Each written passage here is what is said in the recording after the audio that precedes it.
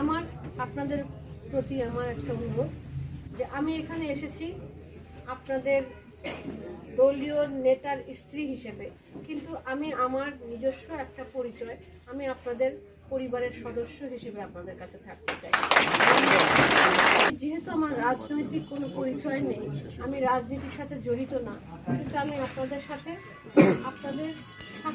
মিলে মিশে একটা অংশ হিসেবে একটা আমাদের নিজেদের একটা সংগঠন আমরা করব, যেটা আমাদের পারিবারিক সংগঠন।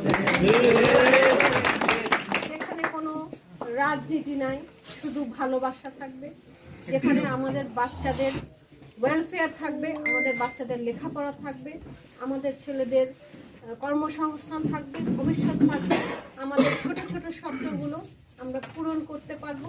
আমরা খুব বড় কিছু না, আমাদের মায়ের মুখে হাসিটা দেখতে পারবো।